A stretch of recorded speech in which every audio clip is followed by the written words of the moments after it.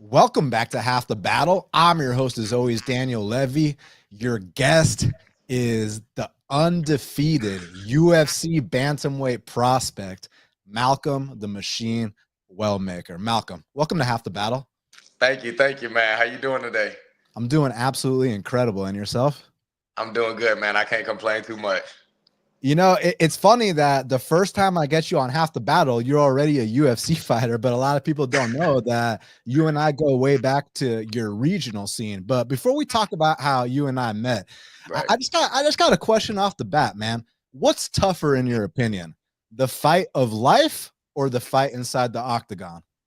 Fight of life, 100%. It's not even close, bro. I be having fun in the cage. Sometimes life be beating my ass. I'm not even gonna lie to you, bro. So fighting the cage all day is easier than the fight of life, man, for sure. Now, for those that don't know, how I first got introduced to Malcolm Wellmaker is I used to do commentary for the Southeast regional promotion called the NFC, right?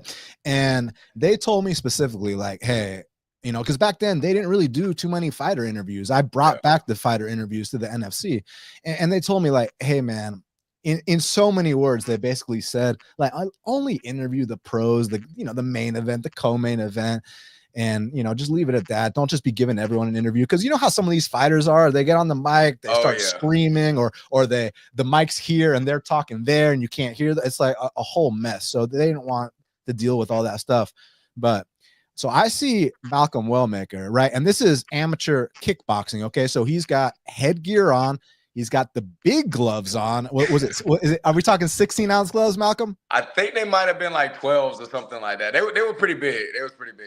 Yeah, well, at 12, hey, 3 times the size of MMA gloves, right? Yeah, that's right. Yeah. So headgear, 12-ounce gloves, shin guards, right? And Malcolm was going up against this kid named Ramondo Scott, who was referred to as the King Assassin. And the thing about this guy, Ramondo, was his big thing was like, man, none of these MMA guys want to stand with me. These guys just want to hump my legs. They just want to kick me down.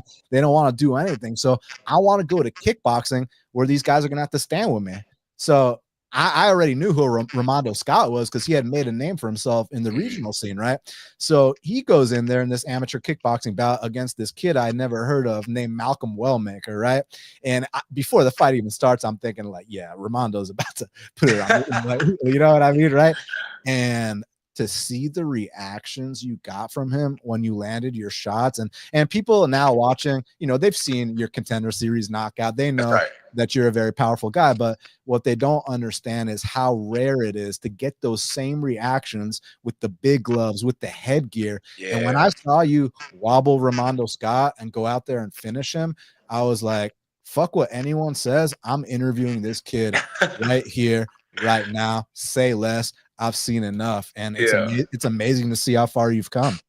Thank you, man. Thank you, man. Yeah, that fight was crazy, and that was the first time anybody from my gym made an appearance for the NFC. So nobody knew who we were or what we were about. And yeah, like you said, Ramondo Scott had a name. So to go out there and put on the performance I did, even though looking back it makes me cringe, you know what I'm saying? Because it was so long ago. It was still, a big turning point for my career for sure. Yeah. So I guess a big question is two things that have always stood out about you. You know, you're one hitter quitter, KO power. And can you do me a quick favor? Just turn down your volume just a slight bit. I'm sorry. You're good. You're good. I can hear just a little feedback. Okay, that's better. So two things that stood out about you when I first saw you was your one hitter quitter, KO power, which you don't often see in the lighter weight classes. But then you mix it in with your swag, like you got a certain style about you, right? So when did you find out that you had that God-given KO power? I think it was the Ramondo Scott fight, man. Legit, bro, because that was my second competition of all time. You know, I had one kickboxing match before that, and I got the TKO on that guy, but it was more of like a overwhelming volume kind of TKO. But when I hit, Ramondo Scott with the headgear and those gloves, and like he kind of like lost his legs and went down, that's when I started realizing I had that kind of power, because we don't spar that hard in the gym, So yeah, I think at that point, I started moving forward, and especially when I made my MMA debut, man. I made my MMA debut against a guy, and that was the first time I hit somebody, and I mean, their body just completely went, dead. And I knew from that point forward, I had that God-given power. So you weren't like growing up getting into street fights, just laying dudes out on the street, and you're like, oh shit, maybe I can transition to this into Nah, something nah, I can nah, get paid nah. for. I was scrappy. I ain't have no ability to land a clean shot on nobody, bro. I was just out there throwing anything that came to mind. So I didn't know I could hit like that until, they showed me how to throw a punch, and when I started landing it, I started getting, those knockouts. What do you think about the quote from Uncle Ben from Spider-Man, with great power comes great responsibility? And that's true, bro. Great power, great responsibility, man. You can't let it go to your head. You gotta stay humble, man. Got to. Yeah, and speaking of staying humble, is how do you stay humble when you're in there with such style, such confidence, such swagger? And I guess before you answer how you stay humble, where did that smooth swag come from, man? To be honest, bro, like I hate to say it now because of where it's going, but so when I first started training, I remember being in the gym and everybody was talking about Conor McGregor. And I literally was like, who is Conor McGregor? Because I didn't even watch MMA at the time. I didn't know who was, dominating or anything. And my coach told me, like, this guy's like, a virtuoso striker, and he's making, these insane highlight reels of people, and you got to go watch him. And I remember like going to watch him for the first time, and this was when he was about to fight Nate for the second time. I remember going and watching him and like being like, damn, I never seen nobody move like that. So like I became obsessed with his style, obsessed with, his counter striking, his stance, his flowy style. And then I started watching a lot of boxers, man. I love Canelo.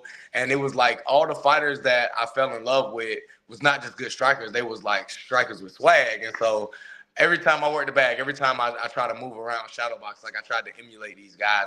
And that's why I developed that style at. Yeah, actually, I was going to ask you this later on, but I'm going to skip to this question since you brought it up.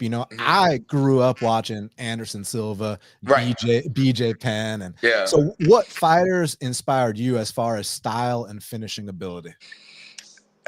Conor McGregor all day, bro. When I first started training, I went home every night after training, and I watched Conor McGregor fights till I fell asleep. Like, I can watch any of his fights for the most part now, especially from his early career, and I can tell you, like, he's about to hit him with this, and I can say boom, boom, boom on impact. I mean, I watched him nonstop. Every fight I had when I cut weight, I was watching Conor McGregor fights. Like, he was the absolute one, that I admired the most. And then, I mean, I saw a lot of John Jones highlights, when he was, in his era when I was like in middle school and stuff like that. But like the one that I studied and really like modeled a lot of my stuff off of, bro, it's Conor McGregor, man. Conor McGregor.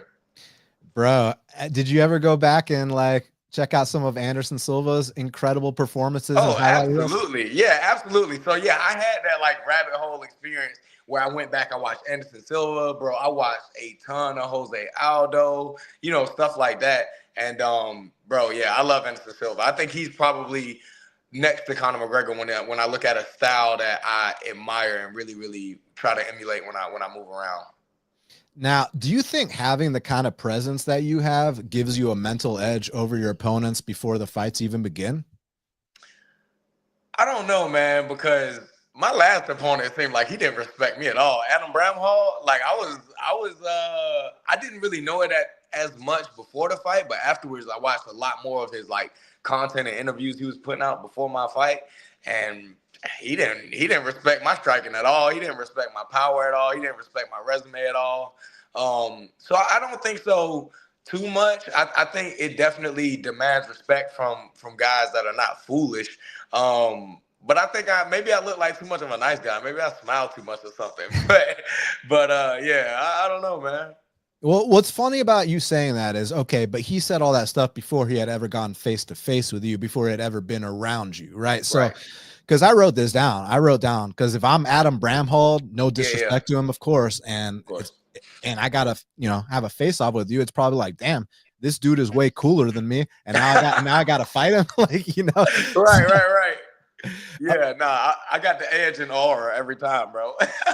But it reminds me of our buddy, fellow Georgia fighter, Cody Durden, right? Yeah, You know, he's in the UFC doing his thing, that's man. right. And he was fighting another British kid named Jake Hadley. And bro, you should have seen the videos of the kind of stuff Jake Hadley was saying.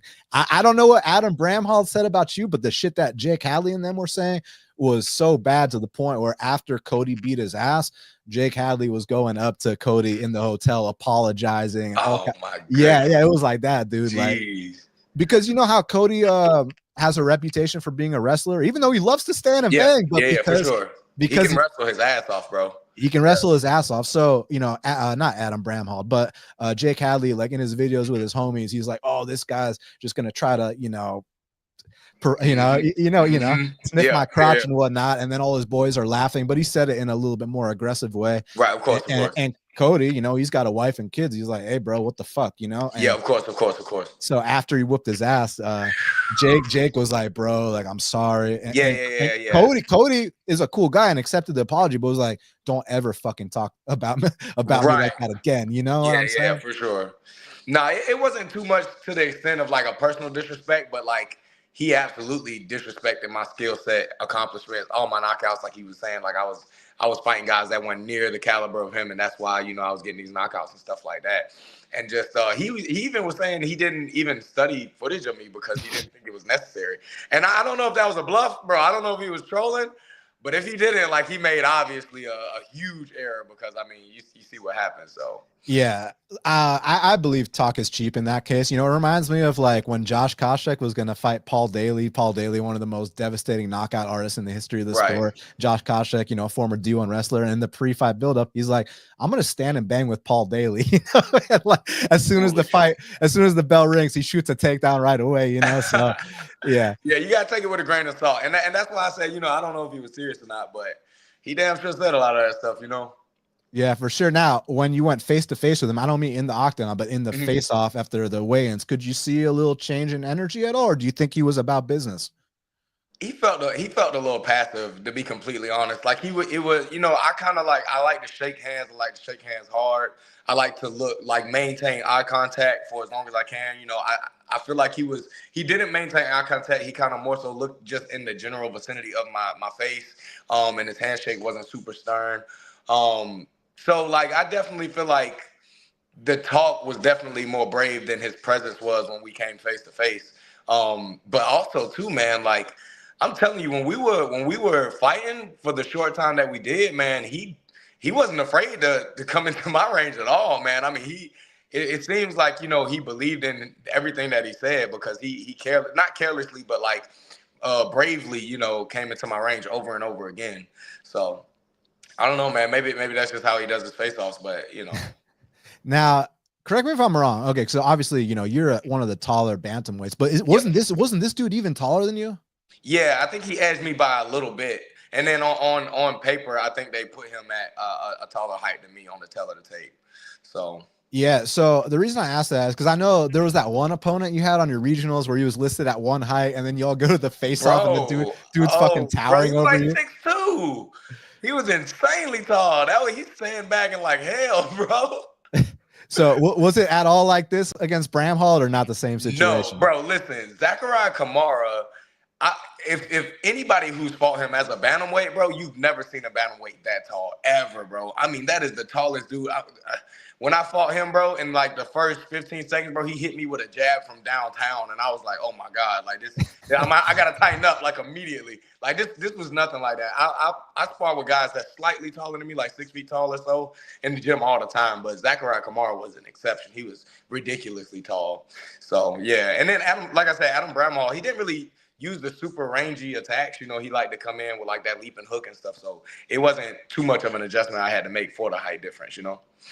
So you get the incredible knockout on Contender Series. And what was it like when Dana White said, that's exactly what you do? Malcolm Wellmaker, get your ass over here, kid. You're in the UFC. What was that like?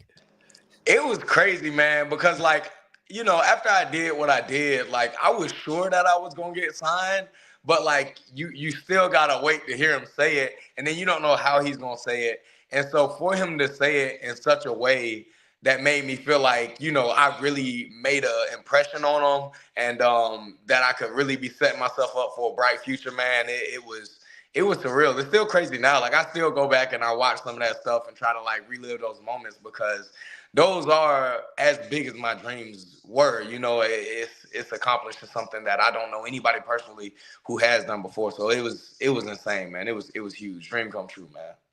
So a lot of high achievers and dream chasers need to reset their goals after big accomplishments. You know, you're officially a UFC fighter. I know Right. it's been your dream to be a UFC fighter. That's Yeah. officially crossed off the bucket list. Mm-hmm. What are your goals now? You know, I always had this almost like a general goal of like, if I made it to the UFC, what I want to do is I want to get as much money as I can out of the game. You know what I mean? And obviously, like, that comes with, you know, winning, getting highlight reel knockouts, and I have to make sure I'm training, and I have to make sure I'm developing in the ways that I need to, and like listening to my coaches and everything. But like, to be completely honest, like, my first goal is financial stability. Like, I want to be able to walk away from the construction trade and be able to have freedom of time and to be a full-time athlete. You know, I got a baby on the way, so I want to be a full-time dad Oh too. yeah? You know, yeah, bro. Yeah, I got a Congrats, baby due in man. May. Big stuff, man. So I got my first baby due in May, man. And Wow. like, more than anything, bro, I want to really get some wealth out of this, and then, like, you know, really even get into like some investments, and be stable for the long term. I want to grow my gym. I want to have a real state of the art facility, because, you know, we still working with what we got in Augusta with the gym that we got. And I want to see, like, you know, my coach not have to work a full-time job and come coach all night. Like, I want him to be able to, you know, work a full-time coaching job. So I'm really trying to put myself and all the people around me, my community, in a better place with the fight game. And on top of that too, like, I want to be remembered. Like, I want to put out some highlight reels, some knockouts, like the one I just did, where, like, when people talk about, you know, power 135ers that, you know, did something that is going to be remembered, I want to be up there in that list. I want to put some people on the canvas, and I want to make Dana White give me some bonuses. So that's what I want out the game, man. I love it. So you mentioned how you got a baby on the way, which, you know, congratulations, brother. Thank You you so also, much, man. I appreciate it, homie. yeah, man. You also mentioned the trade you're in. Now, I wrote this question before I found out that you had a baby on the way. So feel free to say next question. But Yeah. back when Malcolm Wellmaker was a single man, Yeah. did you used to tell the ladies that you were a pipe fitter or a pro fighter? Because I feel like both would get good reactions. I was about to say, bro, it really depends on who I was talking to. You gotta be who you need to be at the right time. You know what I'm That's saying? right. So one of them, it depends, man. You know, if it was of a certain demographic, I might market myself as the superstar fighter, and if it was another, I might market myself as a man with calloused hands that does hard work. You know, it just depends. So, you know, case by case basis, man. That's right. That's right. Now, if you had to compare your style to any legendary knockout artist, could be MMA or boxing, who would it be? I don't know, man. I hate to keep saying his name, but I guess Connor, man. You know, when I did, this is crazy. You know, I don't even know the guy's name, but when I went to Vegas and I fought for the Contender series, bro, I saw so many people I never saw in real life, like Daniel Cormier, Laura Sanko, Dana White, obviously. But one of them that I never met or knew personally was the guy that does the translations. Like, he always translates people on the mic. He got brown hair. He cool as could be. Yeah. And he came up to me when I was sitting in the film chairs waiting for them to announce who gets contracts. He came up to me and shook my hand. He said, "Brother, that was real Connor-esque." You know what I mean? And Okay. that Okay. compliment, like, warmed my heart, because that's, like, you know, where my inspiration came from. So it's amazing to see that he got my message. And then on top of that, I see this dude every weekend translating for guys who I don't understand. So, like, yeah, man, I would like to say the way I strike, the way I find my counters, and the way it's in my hands, it's Conor McGregor, man. He was my inspiration, and I still try to find a way to put that out there now. So your finishes have obviously given you a reputation as a very dangerous fighter. Now, what do you think makes your power stand out in a division where most people rely on volume and speed? Right. You know, I feel like sometimes the MMA knockouts, they become like this thing where people throw like these combinations, and one of them in that combination land and happens to starch the guy. Like a lot of guys, throw these combinations, and the shot that drops them doesn't have that, intention in their mind of, when I land this one's the one that's gonna put them out. They're more so like, I feel like you said, volume guys, and sometimes the right shot lands on the right spot. But like, I in my heart, when I'm striking with guys, like I really feel like I'm lining guys up, and I know which one is gonna put them out. Like, you go back and look at a bunch of my devastating knockouts, and you can tell that when I committed to that shot, I knew it was gonna be the one. And and to be honest, like the way that I didn't have to follow up on that one that I most recently had was because like I knew when I threw that shot, if it landed, it was gonna do him. And I think that it's a different, feeling that it gives the people watching when they see somebody really have that sniper type of mentality and commitment to these knockout shots. And I think that's what makes me different, man. It's like I have that walk-off KO type of intention and ability. For the fans watching right now, start giving me some questions for Malcolm, and we'll do a little fan Q&A at the end. But Malcolm, a lot of fighters have heavy hands, but not everyone knows how to set up the knockout. Right. What's the secret to Malcolm the Machine Wellmaker's finishing ability? Patience, man. You gotta let the finish come to you, man. Look, if you you can go back and watch my fights, late amateurs, early pros, where like, man, I was like gunning for these shots, and like, when I committed to them, like they were wide swing and misses. And early in my pro careers, when I really started to settle in and just take my time and wait for the finish to present itself. And I feel like if you just patient, you wait for the finish to present itself, and you go when it comes to you, because it's gonna come. That's really when you get what you want, and you make it look, really clean. So I think that was the mentality that changed it for me. And it's not like it takes away from my urgency, because I'm still, very pressure oriented. I still demand a lot of respect, but I don't force the finish anymore. I wait for it to come to me. Yeah, because my next question was going to be, do you go into fights hunting for the KO or let it come naturally? And I think you just told me naturally. Yeah, for sure. 100%. Yeah, I believe, man, with the way that I fight, the way I apply pressure, the way that I make reads, the finish is always going to present itself. I just have to be ready to see it and take it.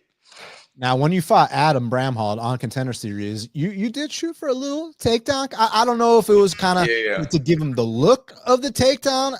Just, people love to feint takedowns to give fighters another look, or were you actually committed to it? Did you want to take him down, or did you just want to give him that look, get him to drop his hands, and then later on do what you did?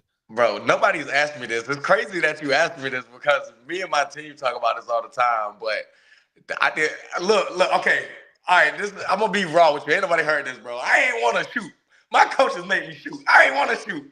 But like literally, bro, going into the fight, me and my coaches was being real about it, and we knew that, obviously his biggest strength was his striking.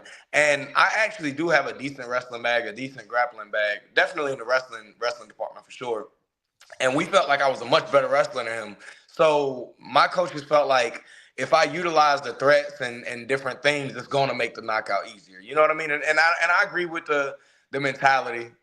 But in my heart, bro, going into that fight, I did not want to shoot. I wanted to make an example out of this kid. And I knew I was going to be in front of Dana White too. But we had something that we called for the shot.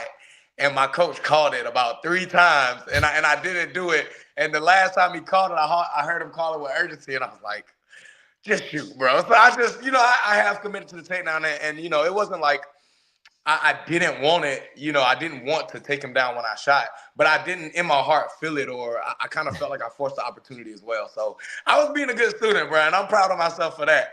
But, it is what it is, homie. I kind of did my little shot, and I still got the knockout, so it's cool. My coach happy, I'm happy. We good, man. Yeah, no, it's funny because like you mentioned how y'all use code words and stuff, which is great, because like I know you've watched the legendary Frankie Edgar, and sometimes his coach Mark Henry will be screaming out Jersey, Jersey, Jersey. That's right. Like I don't know if that means shoot, I don't know if that means feint, but maybe for you, I don't know what y'all's code word was. Maybe he's like Augusta, Augusta, Augusta. Yeah, we got some wicked stuff. You're like, bro, I'm not trying to shoot, but fine, I'll fucking do it. Is that kind of how it was? Right. Yeah, I fought Taylor Moore, and when we fought him, he had a bunch, bro. His team was called Scorpion, Scorpion. And I was like, what does that mean? And so literally after that fight, me and my coaches went back and we was like, all right, we are going to commit to like coming up with some things to call, because, there was times where we would want calf kicks. And when my coach calls calf kick, like that's one of the most devastating checks ever. So if he's aware of it, it doesn't work for you. So we came up with some things to call, and we've been using that process moving forward, and it's been good for us. So all the high level guys do it. It was only a matter of time before we started, So obviously, you focus on yourself, but there's been fighters that have gone so many different directions from Contender Series, right? Right. There was this dude named Yasaku Kinoshita. We used to call him Japanese Connor. And on his Contender Series fight, dude, he had the nastiest pull counter knockout. And even Dana, because I tell my fans that I don't just watch the Contender Series fight, I also skip to the end to see why Dana did or didn't sign someone, right? That's important when analyzing fights. And so the Japanese Connor kid, like Dana was like, we've been looking for a Japanese star forever, and I think we found him. The kid looked incredible on Contenders. All his regional fights, he was just killing guys. His only loss on regionals was because he got DQ'd from literally stomping a dude out. Oh my God. Yeah, like he was violent, and then he comes to the UFC and just gets starched his first two fights, against like lower level guys, like didn't even look like the same confidence, like he wanted to be there.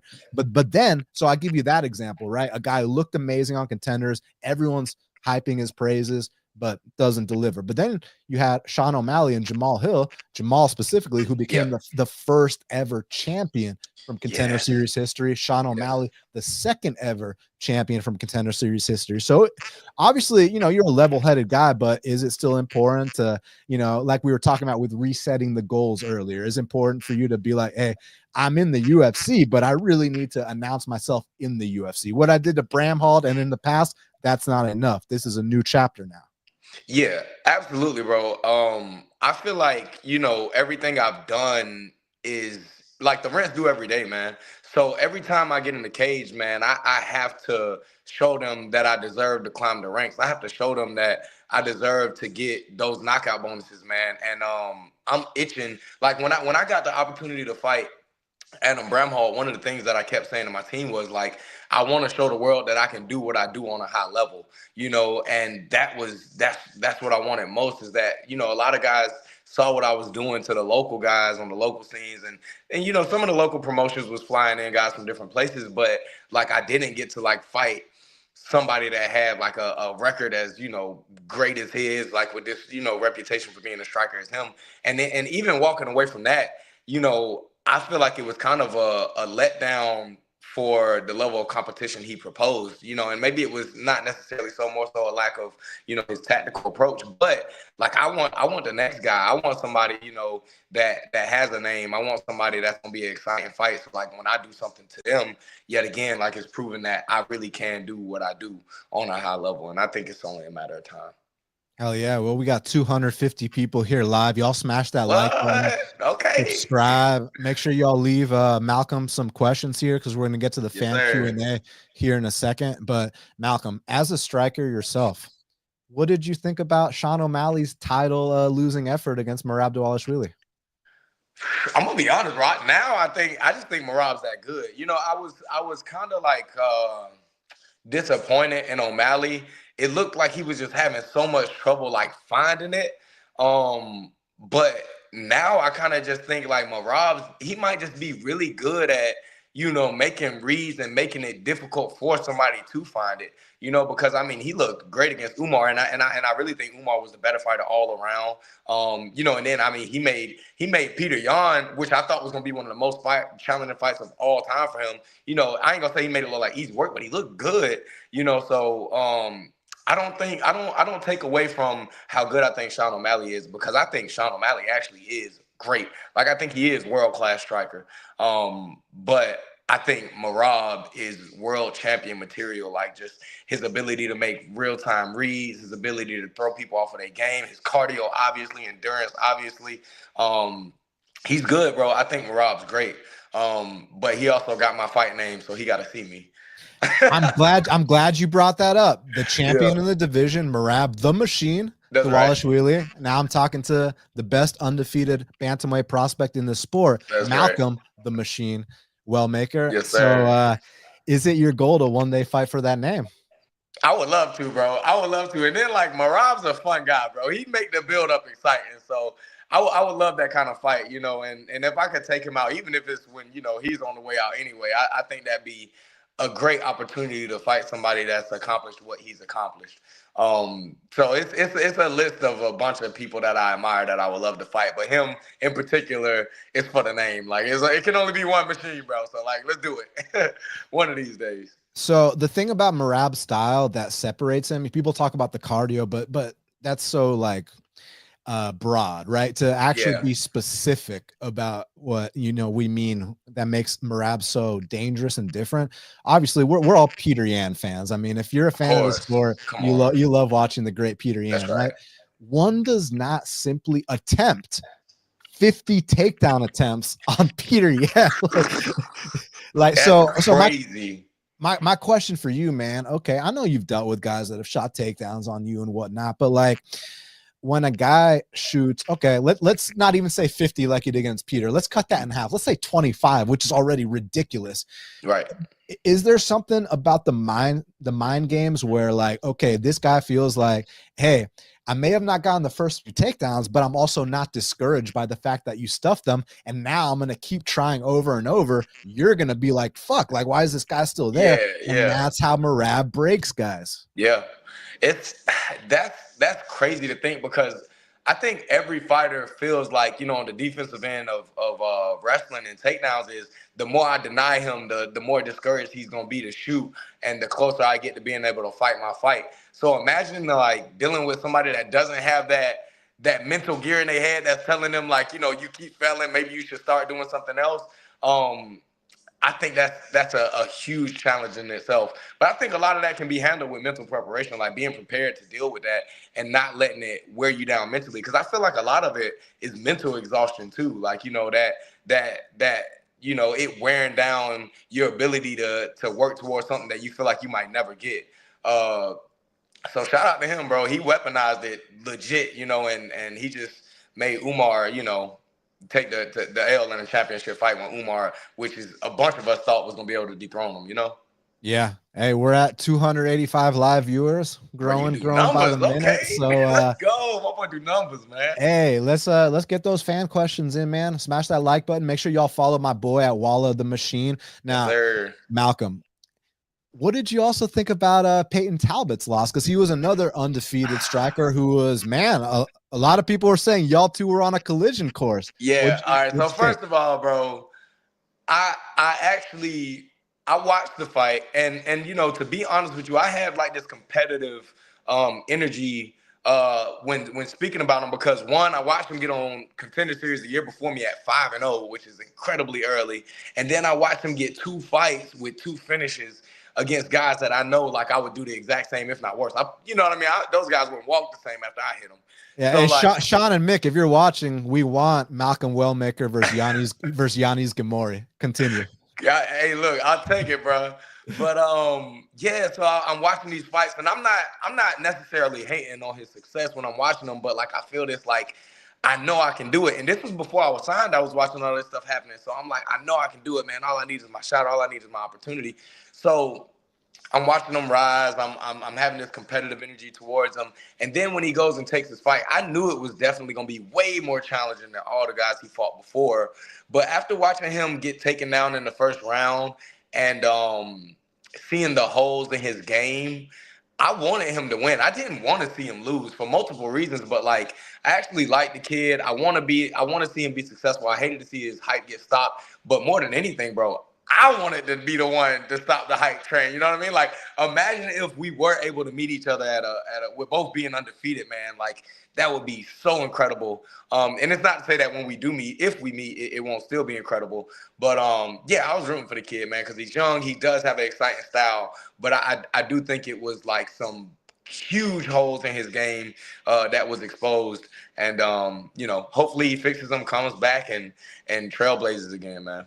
I do want to give him some credit, though, because, yeah, obviously we saw some things about his game. But let me say this. The guy he was up there against, Raoni Barcelos, is not just your ordinary black belt. You know how you hear about there's black belts and then there's black belts? Yeah. So this dude, Raoni Barcelos, not only was he on the Brazilian national wrestling team, but his dad is a corral belt, which is, you know, those black and red belts. You got to be like a black belt for like 40 years. Yeah, before you get one of those, right? So Raoni is a black belt under his dad. So like when you come from that lineage and your ground game is that good, and Peyton still didn't get submitted. So which is good. Yeah. So I give good.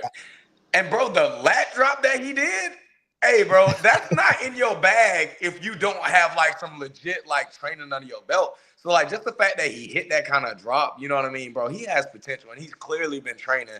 But like that gap in the grappling was just way too big to overcome. You know what I mean? So like I said, I hated to actually see him lose. After the first round, I was hoping that he starched him. But it just didn't happen. But ultimately it's gonna work in his favor. I still think that the UFC has a lot of stock invested in him and they want to see him do good. So he'll be back for sure, hopefully with a more favorable matchup and you know, climb his way back up again and be ready for me when I see him. Yes, sir. And now we're at 300 live viewers. Shout out to all y'all. Smash that like button. Leave some comments and some questions for Malcolm. Now, Malcolm, did the losses of O'Malley and Peyton Talbot change how you approach your game, or do you just simply feel like your style is built differently? Yes and no. I mean, it definitely keeps you grounded to let you know that, you know, you can have this great striking and like, you know, base level, everything else, but still end up, you know, losing and taking advantage of. But to be honest with you, you know, I never had to see somebody else lose for me to feel the desire to really challenge myself in the ways I needed to be improving. Because, you know, I lost an amateur fight back in, it was like, it was a long time ago. It was my fourth amateur MMA fight, but I lost to a guy that out wrestled me. He could wrestle me. He could keep me down. He arm barred me. And from that day forward, bro, like I committed hard to working on my grappling, working on my wrestling. I do privates and grappling that's been taking my game to another level. My wrestling bag is actually so much deeper than people probably will ever see because I hope not have to use it. But yeah, like I didn't have to see these guys that I admire take a loss to put this fire into me to respect what somebody can do to me if I don't have proficiency in those areas. So I train them relentlessly, and to be honest, I probably wrestle and grapple the same, if not more, than I strike, not just in camp, but in my training altogether. So I got faith I'm gonna be good. I got faith I'm gonna be straight, man. Yeah, and one thing I think that separates your undefeated record from others is what you just mentioned. You know what it feels like to taste defeat, because with a lot of undefeated fighters, you know, they think that they're God's gift to fighting, that no one can do anything to them, whereas you've seen the other side of things. Does that kind of help you keep that humility to know that, hey, I do have to stay on top of my shit, you know, to be successful here? 100%, bro. Like, you know, because I lost to Walter McCord for one. When I lost to him, I took my conditioning to another level because that was, you know, that was what he was renowned for. So I started taking my conditioning to another level. And then when I lost that fight to Carlos Andres is when I started committing and respecting the wrestling and the grappling. So for sure, those definitely changed me. But to be real, though, like, I think what really, really saved me is that the relationship I have with my coaches and the respect I have for them is so deep that, like, when they tell me these things, I respect it and I do it. Like, they see these things way before I see them, and they tell me way before I need it that I need to be doing these things, and I'll do it because I love them and respect them. Like, I literally call Pops. Like, I call him Pops. I don't call him by his first name. You know, Jake is legit like a brother to me. So they tell me these things, and I listen to them. I respect them, and it's good for me. So I've been straight, man. That's awesome. Yeah. And I love the fact that you have a tight knit group that basically is built around your success. Everybody at your gym wants to see you succeed. And a lot of people have different philosophies about that. You know, a lot of people want to go to these big gyms that have hundreds of fighters and the mats are, you can get any look possible, but people don't feel like they get the specialized attention they need. And then there's the other side of things where I've actually seen a lot more champions do what you're talking about, where it's all about Malcolm Wellmaker. And when I say that, I don't mean that in like a, you know, like a arrogant way, like, of course. Like Malcolm must get his way. No, I just mean like everybody is so dedicated to everyone truly loves you. Everyone wants to invest into you and wants to see you do what you're capable of. So it's pretty amazing. And so talk about the difference between those two approaches and why this one specifically is better for you. Yeah, so I actually had opportunities to go train at different places with more established fighters because, as you know, I'm the first person to make it to the stages I've made it to, Icon and then Contender Series and eventually being signed from my gym. So like I had a lot of people on my way up that would approach me and tell me, hey, you can come train with us. We can do this for you. We got these guys. We got those guys. We got a proven system. Like, and there were times where like I considered leaving, and there was a time where I was seriously like making plans and arrangements to leave, to go train at Sanford MMA. I was gonna go consider training there for a while. Like you mean for like a little stint, or you mean actually leave your gym? I was gonna up and leave and full time train for those guys. That was my plan at least. At least I approached my coach about it because I had went through like a terrible breakup. I had some money saved up. I was like, bro, I can get out of here. I can go one of these big gyms and guarantee my success, because I still hadn't, felt the success that I have now. So like all these thoughts creep into your mind. But I honestly think I made the right decision for multiple reasons. Like, it means the most to me that the guys who gave me my first, MMA instruction ever are the guys that I was able to bring in my corner to Vegas. Like that's huge in itself. But also like I've learned now, like I've seen a lot of people go to big gyms and become just another body, you know what I mean? And not have like a personal connection with their coaches and trainers. It'd be more transactional. And then we've had like fighters come to our gym who have had those experiences and been those places, and like they can immediately see the family vibe we have and say, man, y'all have something special here. Like y'all, if I wish I had something like this with my gym. So like now that I've made it to the other side, like 100%, every time if I go back, I would do it this way. But I would definitely be lying if I said I didn't think, going to a big academy would have been the right way to get me where I'm at now. Yes, sir. I love it. We're currently at 336 live viewers. Shout out to all y'all hanging out with me and the undefeated UFC bantamweight prospect, Malcolm the Machine Wellmaker. Yes, Malcolm, let me know something. What's one thing that fans don't know about Malcolm Wellmaker that they probably should? Well, it's come out a couple times now, but like I used to be big into music. I used to make beats, and I ended up producing a song for Chief Keef. I sent it to him. He used to tweet out emails all the time back in like 2012, 2013. He'd be like, I'm in the studio, I'm recording, send beats to this email. And like everybody would flood email, normal people like me. And he used to be so heavy on going on social media and like releasing phone recorded snippets of him in the studio to songs that he made, like teasers. And one day he did it. And it was on a beat that me and my homeboy made, bro. And look, bro, we thought we was gonna make it out the hood. Like, you know what I'm saying? We thought we was gonna be rich. But it's a shiesty industry. So, we honestly never received much information about what was going on, what was the next step, or nothing like that, because it wasn't any.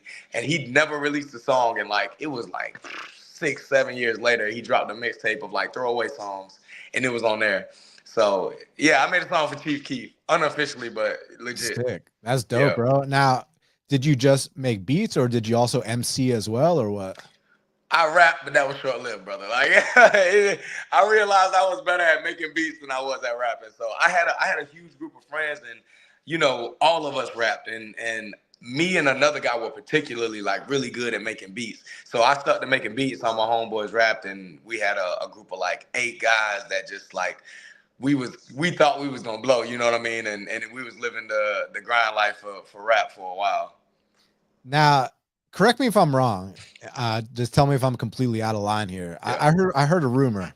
Is it true that you used to be a much bigger guy? You lost a shit ton of weight, or is that fake news? Yeah, more or less. I wasn't huge, but like when I walked into the gym, I was maybe like 165, 170, but this was like, this was that like, ain't shit. It was all belly though, you know what I mean? So I was out of shape, kind of like average Joe. I wasn't like huge by any means. Nah. Our boy Robert Hale went from like 250 and 70. So that's the kind of. I ain't never got like that. But it was like my belly was getting there, and I was taking pictures, and like I was getting to the point where I wouldn't post none of them because I realized I was getting fat, and that's what pushed me to go train. So that's how it happened. I love it. So what's your ideal path to the title? Are there any specific names you want to take out on your journey to the belt? I really don't care. You know what I mean? There's not anybody in particular I want on my way up other than Peyton Talbot. Like, and that's not even like a personal vendetta, but I got so invested in his career because I knew I was knocking on the doorstep of Contender Series. So like I was watching it the season before and I saw him get everything I wanted. You know what I mean? And he looked close enough to me to make me feel like it could have been me. You know what I'm saying? So like, you know, I just feel like that'd be an incredible, you know, opportunity, an incredible fight. Or maybe we end up teaming up like Darren Till and Hamzat did for a while. I don't know. We'll see what happens, but no particular names. Like there's so many exciting fights that there could be, you know, in line for me. But that'd probably be the only one that, like, if I walked away from the UFC and that fight never happened, I'd be like, man, that could have been the one, you know. So. Yeah, I feel you. So you already have so many highlight reel finishes, but I want to know, what's your dream highlight reel finish? Like, is there a specific type of KO you're still chasing? Not really, bro. I really like all of them, man. All the knockouts I have, I love them for what they are because, you know, some of them I did kind of have a game plan for what to expect. But a lot of them I go out there and feel and I fall in love with it more and more every time I knock somebody out a different way. So I'm not really too tied into wanting a specific finish. Maybe like a spinning wheel kick or something would be badass. But like other than that, bro, I just still keep finding these hands and breaking jaws, man. Yeah, no, I was gonna ask, spinning wheel kick KO maybe. That'd be bad, but I'll be honest, bro. If my career completed, I never got one. It wouldn't bother me. As long as I'm knocking guys out, I'm happy, man. So I wanna show you something. I'm scrolling through it on Twitter real quick. Okay. I want to talk through some of your knockouts. Okay. I want to post them up here. Okay, here we go. Let me screen share real quick. All right. Let's see. Hold on. Share screen. That's your dog? Yeah, bro. You know, I recently adopted a dog, bro. I love dogs, bro. They're the fucking best. I love her so much, bro. She is an angel, bro. So we adopted her. She was already 4 years old, and she's perfect, dog. Yeah, no, they're literally the best. What kind of dog you got? It's like a pit, but it's not a pure pit. She a mixed breed like myself. All right, let's see. Hold on. Let me fix this up. There we go. Okay, check it out. So yeah, let's start off here. Tell me. Let me turn on the volume. Yeah. Talk to me about this. Yeah. So I was. You know what's crazy is. Sorry to cut you off. Golly, bro. That's one of my favorite ones for sure, bro. You know, I fought him from Southpaw. And the only reason I did is because when the bell rang and he came out in Southpaw. Like, that's not my go-to stance. But he came out in Southpaw, so I went Southpaw. And then I realized he wasn't good at fighting Southpaws. So I constantly landed my straight left. I landed a couple straight left to the body, kept lining them up. And I think I heard him right before that. And I knew I heard him with a body shot. And, yeah, man, left to the jaw. Bang, straight left to the body. I knew he didn't like it, you know? Yeah, and I like that lead leg high kick. But look, also, you go in there, you talk to Jorge Masvidal for a sec. Is this the fight where he handed you a couple grand as a little bonus? That was the one. That was the one, bro. I hopped out the cage, I jumped, I dapped him up, and he had a yellow melon envelope. And he pulled cash straight out of it. He counted out a bunch of it. He was like, this a little something extra for the knockout. I didn't know how much it was. I gave it to my coach. And we went back in the back, and it was $1,000 cash, bro. Hell yeah. And that was back then, bro. Like, that money went a long way for me. You know what I'm saying? Oh, yeah. So, I mean, damn, give me that money anytime. You know what I'm saying? Yeah, literally, bro. So then we had, hold on. I went to the wrong thread. 1 second. Here we go. All right. Another one. Bang. So let's start from the beginning. So so what? Real quick before we continue, what is it about that lead leg high kick you like? That's pretty sneaky. Yeah, bro. My right leg is good. Like whether it's from the front or the rear, like I'm really good at like hitting targets with that thing fast and hard. So like earlier in that fight, you can probably look at his leg in the video, but his leg is like 8 up because I was landing some hard leg kicks on him. And I even dropped him with a leg kick, earlier before that finish. And when I was chasing him down, bro, like I saw the head kick there and I sent it and I hurt him. So he gave up his neck and I took it. I much would have rather him not moved after the head kick, but wait, hold on. Masvidal's dapping you up here too. Yeah. Bro, listen, I'm gonna be real with you. After I dapped up Jorge Masvidal after my win, I saw a couple people do it. And I just want to say, bro, I started that trend, bro. Like I jumped the cage, I dapped Jorge. That was my moment, bro. And shout out to everybody else who did it that kept it alive. But bro, like it's amazing to even feel like I pioneered something like that. You know what I'm saying? Like, oh yeah, that was such a moment, dog. Oh yeah. Now let's talk about this one. Oh yeah, that's a different angle of the Langston Sykes one. Oh, that's the first one. Okay, just different angle. Yeah. Oh he was shit. done, bro. He was so dead, bro. Oh Lord. Brutal knockout. Oh yeah. Brutal knockout. Oh yeah, I love that one. This is one of my favorites against Chris Boutwell because this kid Boutwell is a fucking stud. This is a guy. He's legit. Dude, Boutwell has been fighting since he was a kid. He actually beat our boy Jamar in like amateurs a long time ago. Yeah. Bro, he's legit. And anybody that knows in the area knew how like high profile of a fight this was for both of us. And yeah, bro, after I defended his takedowns enough in the first and the beginning of the second, bro, I knew I was about to knock him out. I knew I was about to knock him out. Yeah, and as you can see, that's exactly what you did. Now let's see what else we got, because I know you got some good ones here, bro. So we talked about these three. Oh, okay, I like this one. Lord. This one, bro. The way you walked off on this one. Hold on. I felt like an animal, bro. Look at this. Look at that. Boom. Bang. Bang. I broke my hand when I hit him with that, bro. My favorite is right here when you just like, it was like, have you seen that MVP knockout where he's I already know, yep. And he's just standing straight. One of those moments. Bro, there's so much it's such a powerful like / swag moment. Like I felt like a stone cold killer, bro. That was Augusta too. When I say the crowd was going crazy, oh my God, bro. It was insane, bro. That was one of the best nights of my life, bro. Brutal knockout. Crowd was packed. They dropped my song, bro. Oh man, it was sick. Now let's watch it again. Bro. Look at this. Like, and you just feel comfortable with the hands low because they don't see the punches coming, Yeah, 100%. Yeah, and I moved around with him. Like, I usually come out with my hands up, but like once I make my reads and I know what I'm better at you then and how I want to fight you, that's kind of that's what happens. I walk you. If I get you into the cage, it's my world. So then we found out that this was happening. Oh yeah. Next stop, Dana White's Contender Series, baby. And then and then this happened. Yeah, I knew it was over with. Yeah, knew it was over with, bro. That shot felt so good, bro. Oh my Lord. Like when you hit him, like some people say they don't feel the punch. Did you feel the punch? Oh yeah, I felt the like leather compress on his face, bro. Like it was almost like I saw that shot in slow motion, bro. Like I knew it was gonna be the one because we had watched him throw that leaping left so many times that like there was this trigger in my head. Like once I see that, I'm gonna hit him, and that was what happened, bro. It was slow motion, man. It was crazy.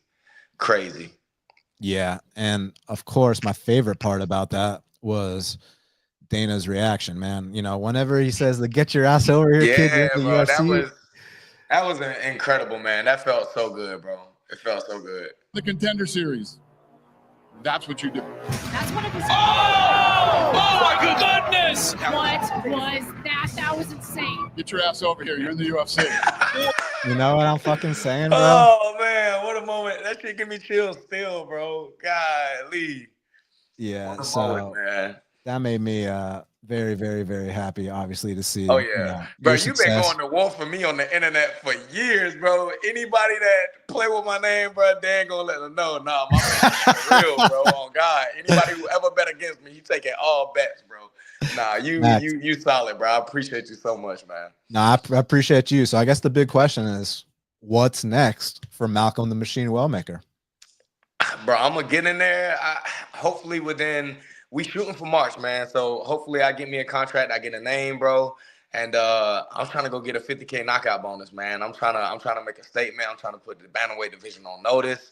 And I'm ready to run up some money. I'm ready to run up some knockouts, and I'm ready to get a rank next to my name, man. And 2025, I want to really be a big year for me, man. Like the knockouts, the presence, just everything. This is what I'm looking for this year.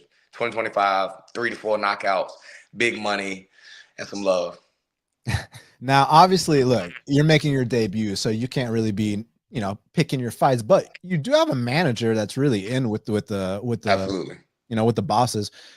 Can you even throw out some names like, hey, I want to fight this guy, or is it just you're not at that point where you've earned that right? How do you feel about that? Yeah, bro, I'm not asking for nobody. I'm taking whoever will fight me. Like that's how I feel. Like my manager knows, like, we had one opportunity that came up that fell through, but like I already told him I was good. I said, when he gave me the name, I didn't know who it was at first. I said, how do you feel about the fight? He said, it's a good fight. I said, I'll do it. Like that was all I needed to hear, bro. Like, and I cleared it with my coaches. I let them watch their footage. But within a couple hours, like, my team was on board with it. He liked the fight, and it didn't make a damn to me who it was. You know what I mean? I was ready to go. So same thing for whoever comes next. Whoever's the name that comes across the desk, I'm sure he's not going to give it to me if he don't think it's a good fight. So with that being said, the answer is going to be yes for me every time. Are you allowed to say on air who they offered you? I don't want to, because I still want to fight him in the future. I tell you, though, you're my dog. I got you. You're good. Hey, yeah. The fans, it's time for the fan Q&A. So I'm going to pull up the fan questions, see what they got, and we'll take it from there. So let's see what we got here. I'm just going to scroll up all the way on the chat. Cool. Let's see what we got. I can't believe you pulling viewers like that. That's what's up, my guy. Almost at 400. I mean, it's going to be a few thousand after, but I'm saying live. Yeah, but live right is, now. And this is my first time live. Like, you know what I'm saying? I done did good so far. I ain't slipped up too bad, so I like it. No, hell no. You're the man. So Ghost Gardner says, Dan spent 20 minutes of a 30-minute Dana White Contender Series breakdown on how you were the showstopper on the show you were on. I wish I knew I had to smash the KO prop line. Appreciate the cash and much respect. Yes, sir, bro. Hey, bro, like I said, Dan is taking all bets on me at all times, bro. I do not care, bro. Like, he really believes in me. So if he say it, bro, I'm going to make it come true. Nate Brown says he's just been waiting to see that debut. Soon, bro, soon. Let's see what else. So Ghost Gardner also wants to know. He says 5'10" is a pretty big weight at bantamweight. On average, how much do you weigh while cutting? And is 145 a possibility with the power you possess? Honestly, bro, I don't get super heavy, bro. Like, if I'm careless, I'll get like mid to high 50s. But like I can maintain low 50s really easily. So I'm not making huge cuts. And to be honest, like I think it's a lot of bantamweights who walk around heavier than me. But with that being said as well, like I 100% would entertain a fight at the 145 division if like it was the right opportunity. Definitely down the line, I think it's a possibility. But I got work to do in the 135 division for sure. And the cuts aren't an issue, right? No. I've never missed weight ever. And then when I went out to Vegas, they gave me it's like a sleeping bag, infrared sauna sleeping bag. It was my first time using it. Easy cut, bro. It was the easiest cut I ever had. So I don't see me having an issue with cutting weight anytime soon. Great. Combat Sports Today says, is Malcolm still working as a pipe fitter and training full-time? Yes, sir. Still am. I work, my typical schedule is Monday to Thursday. I got 10-hour shifts.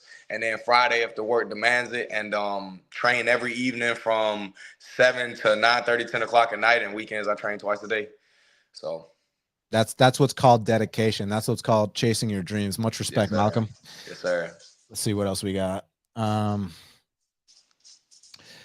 Locker Room. I got him an interview with you once. He wants to know if you could fight one person for no money, just off spite.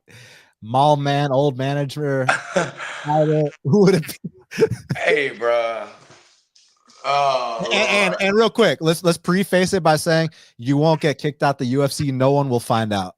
Hey, bro. Listen, bro. I'm gonna keep it so 100, bro. I ain't even gonna say his name because I don't want. If you don't know him, you don't know him. But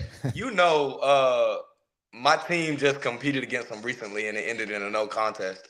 Oh no, don't trash my boy. Listen, I'm not gonna trash him, but let me be 100% real with you, dog. Like, he's a very bad sport. When it comes to like the build up, when it comes to the like, bro, my coach, the most respectful person you'll ever find. When he had to pull out for injury, he contemplated wanting to send him a personal message, let him know how bad he felt about it. I told him, don't do it, bro, because you're not gonna get the response you're looking for, bro. And the way he handled everything, bro. My coach told the doctors he wanted to fight, and he was not the same person he should have been going back into fighting at that moment. You know what I'm saying? So like, I just at this moment it's still fresh on my heart. You feel me? I love my coach like my own brother. You know that? Like I just said that, right? So like to see somebody, give him such a hard time when my coach was dealing with broken feet, smashed orbitals. Like he was trying to get to the fight, and he got split 3 weeks before his fight. He got an elbow to his forehead that split him, and it needed stitches. 3 weeks before the fight, he said, "I don't care, bro. I'm going to fight." And after taking the shots that a ref hates to stop the fight for something like that unless it's necessary. He told him he wanted to fight still. He got harbor no ill will against him. And the thing that bothers me is, bro, he a good dude, and he won't get out of character when I feel like sometimes the situation demands for it, but I will. You understand what I'm saying? So, like, with that being said, bro, I love to if I could fight him in the cage, I love to, but we all know that's not a possibility. But yeah, man. Don't fight him in the streets, please. Of course, no, I never would, bro, because that's not, bro, it's not. I got a family, he got a family, bro. Like, I don't even wish nothing ill upon him, but like, just speaking from a place of somebody that does bring that emotion out of me, bro. Like that's the only person that comes to mind. Like I said, bro, that's fresh on my heart. That's what a week ago. You know what I'm saying? So no hate, but like, yeah, man, that's if I could get it in the cage 100%, I would, but it's not a possibility. So hopefully one day we can have a competition that has some resolution to it. Well, but yeah, hopefully he makes the climb, gets to the UFC, and y'all can meet up there. That'd be good. Hey, we can bet the purse, homie. We can do it all, bro. Knockouts only. Come on, get out the way, ref. All that for real, bro. For real. Well, let's see what else we got. So Shady wants to know. His name's Shady, but he's not a shady guy. He's actually a really nice guy. He says, how long has Malcolm been working on his trade welding? So I got into the pipe fitting apprenticeship in 2015. I was 21 at the time. And when you get into pipe fitting, you don't start learning welding if you don't know how to already do it until the 3rd year of apprenticeship. So I started welding around 2017, 2018, and I've been welding since. And I was horrible when I first started. Like, I thought I was good at anything I put my mind to. That was when I wasn't, bro. Everybody in my class surpassed me. Everybody, I knew was getting certifications before me. I had to do summer classes. And even after I finished my apprenticeship, I had to go back on my own time to really become proficient enough to do it on the job for the certification. So, yeah, it's been a while, man. Now, obviously, this might be a personal question, so you can just tell me to fuck off. But, like, is there a certain, like, goal you have in the UFC? I'm not talking about belts, this, that. I'm just talking about, is this a certain number? You don't have to disclose that number that you want to get to in the UFC, and then, kind of take time off from the other job? Or do you actually genuinely love the other job and want to do both? Bro, if I get a 50K bonus, I quit. I swear to God, my next fight. If I get a 50K bonus, bro, I'm liable to call my boss during the interview and put him on the mic to let him know I'm done, bro. Like, I'll put it this way, like, there is good money to be made in my trade. But when you're working in-town jobs and the work is based off of demand for local work and you're not getting paid above scale, like it's no per diem or nothing like that, I'm not making a killing. So if I go and I fight and I make a 50K bonus, I'll make more in that one night than I made all last year. Like, I just got my W-2s last year. I know how much I made. I can make more than that in one night if I get a 50K bonus. So it be immediately I'm quitting. I'm gonna maintain my lifestyle because obviously I can pay for it with that. And I'm gonna train more, I'm gonna get better, and I'm gonna make sure that the next time I step in the cage, I continue to do what I need to do to make that my full-time work. So James Turner, I believe this guy knows you personally. Maybe he doesn't, but he yeah. Oh, okay, yeah. He messaged me. He's not in the chat, but he messaged me a couple questions to ask you. Cool. So, biggest question is, when will they finally book him? We talked about that. So now, Is there anything about your tattoos you'd like to talk about? Anything you want to tell the fans, like something cool that stands out? Maybe they want to know about some meetings. I know you got a lot of them, so we stay forever. But maybe one tattoo that really stands out that you want to share with the fans. Probably my most meaningful one. I got this one after that Augusta knockout. The right hook. Let me see. The 706 FKKS. You know, that's my area code, and then FKKS stands for Fakeless Kempo Karate School. So like that's what we used to be called back when, you know, you met me before we was Fakeless MMA. So like I went and got it tatted on me, and that was when I became 5-0. So I still had a couple more fights before I left the regional scene. That's probably my most meaningful one that I love the most. And I intentionally put it here so that when I faced off with gloves, like for the picture, like you would see it right there, and you do, like on my Contender series shots when I'm like this with my gloves, you can see it. So I think it was the perfect place. It was still blank at the time, so it worked out perfect, man. That's my favorite one, and I feel like means the most. So obviously you and I are both Georgia boys, but the difference is I'm an ATLian. You're what do they call people from Augusta? Augusta aliens? Yeah, I guess so. I love the fact that as much pride as I have, you know, from being from Atlanta, like the fans of my show know, like I bleed Atlanta. I only care about Atlanta sports teams. Like, this is my city. Sure. But like, dude, the vibe I get from you is the pride I have about Atlanta is the pride you have about Augusta. You fucking are so proud of being from there. Talk to me about that. Bro, like everything I ever did, it happened in Augusta. You know what I mean? Every bit of growth I had, every bit of trouble I got into, you know, everything I learned, all the people I've met that have had the biggest impacts on my life, it's all been Augusta. And like when I think about becoming successful, like I want to bring Augusta with me. Like I want to elevate the city. Like I want to make the gym. I want to offer a real, you know, MMA program that's accessible to more people in Augusta. We only get one show a year. Conflict comes here one show every year. That's it. And it's the biggest show that we have, you know, and, you know, for the longest, like I was one of the biggest pullers, you know, my coach is one of the biggest pullers. Like my city, I love so much. And there's so much about it that I feel like is slept on, you know what I mean? We don't really get as much recognition as we can get and how much potential that we have. So everything I do, man, I got my city in mind. Like I really don't want to relocate. I really want to keep my home base here. I want to elevate the place and maybe travel a lot more in the future. But like, man, Augusta is my city and I bleed Augusta just like you bleed Atlanta, bro. I see why you're an old school Conor McGregor fan. I'm not talking about nowadays. I'm talking about back then. Yeah. He always believed in his surroundings, and a lot of people make fun of that SPG Ireland gym. You know, and this and that. But hey, it produced a 2-division, in the first ever simultaneous. That's right. The first ever simultaneous. You gotta respect it, bro. You gotta respect it. 100%. So Marcus says, question for Malcolm: who do you consider the most overrated fighter in the UFC and why? Oh man, I don't really know, man. That's a hard one to answer. Like nobody comes to mind that I think has like a lot of hype that I personally think sucks. Like, I don't know, bro.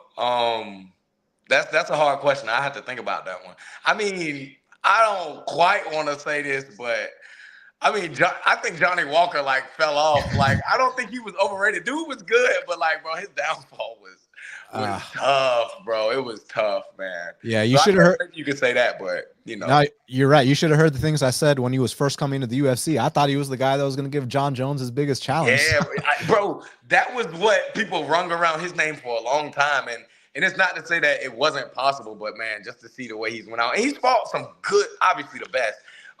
But he definitely, like, you know, he fell short a little bit of what his expectation was for sure.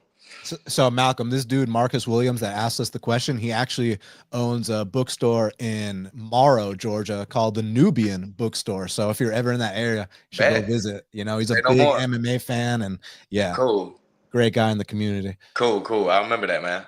So MMA Locker Room says, what's the best advice you got from a fighter or a coach? Best advice I got from a fighter or a coach, man. This one was from a guy named Justin Sumter. He's a pretty high level guy. He's fought for Bellator and stuff like that. Oh yeah. But he had a relationship with my coaches before I came around, so I didn't get to personally train with him because he had moved on to a bigger gym, you know, by the time I got there. But after one of my fights, he messaged me and he said, "Never let a win go to your head or a loss go to your heart." Okay. And I was like, damn, that's solid advice, you know, just to be able to put it into those words.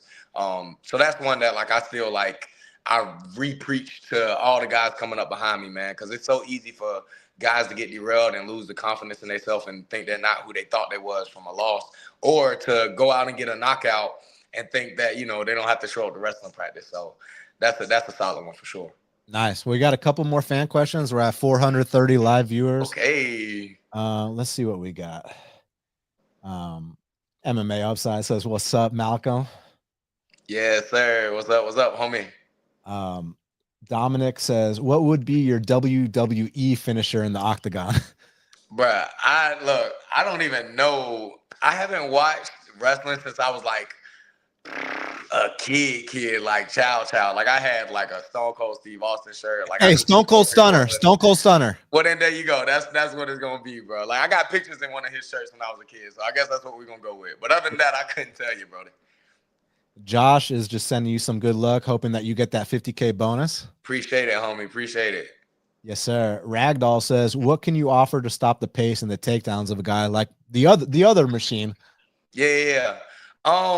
You know, 100% easier said than done. But I think that there should be like a repercussion to a failed takedown. Like a lot of times he shoots, he doesn't get the takedown, and there's no like damage that comes from it. There's no like, you know, advantage taken of him putting himself in a position to shoot for takedowns. A lot of times he shoots, if he fails, he resets, and that's all it is. You know, there's not enough bad consequence for it. So like I said, easier said than done. Like I think that would be a route to try to think of what's a good way to discourage him from shooting so much.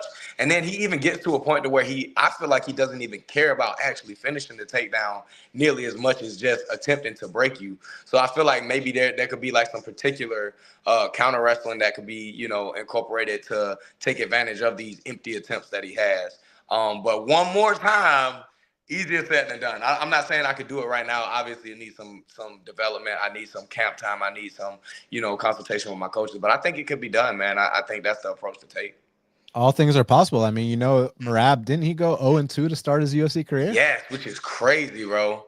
Which is crazy. And then maybe, you know, I could find my time in more than Sean O'Malley could. Because if I hit him like I want to, bro, he's going to sleep. And that's 100%, bro. 100%. So two more questions. Dominic wants to know, would you try to sell a fight like Colby or Jamal? I don't. Is he talking about my boy Jamal Hill? Yeah, so I don't think Jamal's nearly as bad. Jamal's not like Colby. Come on now. No. But I will say, this is funny. I talk about this all the time because people ask me this all the time. Like, will I ever do like the shit talk and stuff like that? And I don't think I'd shit talk and like create a character to try to, you know, hype the fight and excite people. But like I am a pretty like witty guy, and I do like to kind of mess around a bit. And then even now, you could probably just tell when I was talking about, you know, the question about, you know, fighting the mailman, who would it be, right? Like I can get pretty passionate.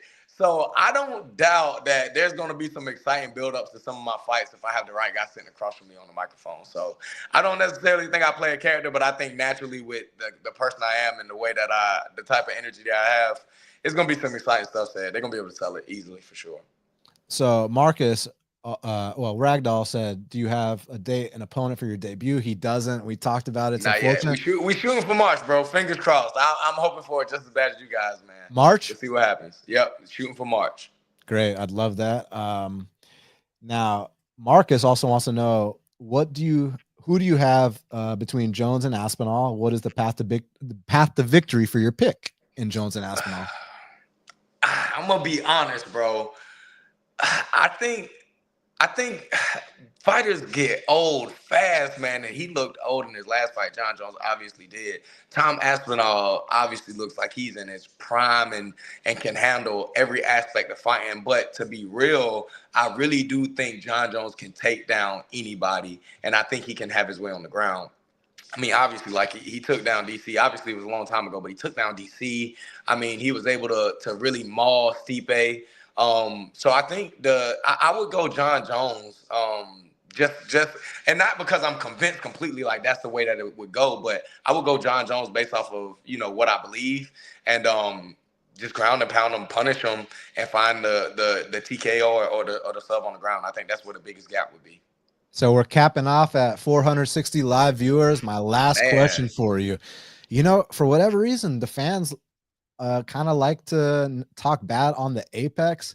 Now, don't get me wrong, Malcolm. I love watching fights with the crowds and whatnot, but I also think there's something special about being able to hear the shots being landed. Like one of the two of the best wars of all time on Dana White's Contender Series. So did one of them is Dustin Poirier and Dan Hooker, right? We were about to get there. We were about to get all right, there. cool. Because I just got to make sure you put that in there because that's one of my favorite of all time. You already know. You already know. So for Contender Series, Sodiq Yusuff versus Mike Davis, and UFC, Dan Hooker, Dustin Poirier. And when you can just hear the crack of those shots, there's something very special about that. So for me, I like both. I like, you know, I think the big fight should be in the you know. But then again, you could say Poirier and Hooker's a big fight, but man, I loved it in the Apex. There's something eerie about just being able to hear just the and it's Dustin. Crazy. It's insane. When they release that audio, man, it's sick. Like it makes you cringe. It's like, ooh, it's a different level and like being in touch with the violence on another level with such a intimate crowd like that. I love fighting in the Apex, bro. My corner was talking in their inside voices. Like, you know, they didn't even have to yell. And like immediately after, like I was able to really put my eyes on everybody and see people and feel like connected. So I loved it, but I don't know what it feels like to fight in a packed stadium with real fans yet. So I'm happy with what I got so far, and I'm sure I'm gonna be happy when I get to the stadiums, you know? Yeah, but you're used to fighting in crowds that are packed, but it's like a smaller crowd. But it's still, but those get rowdy too, bro. They do, yeah. Now 100% they do. Especially at the Augusta shows, bro. I was selling tons of tickets, man, and the floor would shake when they made noise, bro. It was insane, man. I miss those Augusta shows already, but you know, on the bigger and better. Absolutely. Well, Malcolm, I want to thank you so much for taking the time to speak with me right here, right now on Half the Battle. It's an absolute pleasure. The fans can follow you at Wall of the Machine on everything. Yep. On Wall of the Machine on everything. And man, we just wish you the absolute best. I've known since day one that you were special. Now you're in the UFC, and now go out there and live your dream, bro. For real. Absolutely, man. Appreciate it. And like, you know, you already know it, but I appreciate you so much, man. Like, and anybody that don't know, like, Dan is my guy. Like, bro, I literally created a Twitter because Dan told me to do it. I've been slacking. I ain't been posting on it, but like, for real, like, Dan really has believed in me before I believed in myself. I didn't even know I was going to make it to MMA. I definitely didn't think about being a professional fighter. And like, you saw this potential in me that I didn't see so long ago. And since then, like I said, you go to war with anybody that speak bad on my name. So like, I appreciate it, bro. Sincere love to you. And this was long overdue. So it feels good to finally get on here. Yeah, thanks again, man. To all the fans, thank you all so much for all your support. Make sure you subscribe to Half the Battle. Hit the like button, the subscribe, leave me a comment, share. Make sure y'all follow Malcolm. Yes, sir. And until the next time, let's cash these bets. Yes, sir.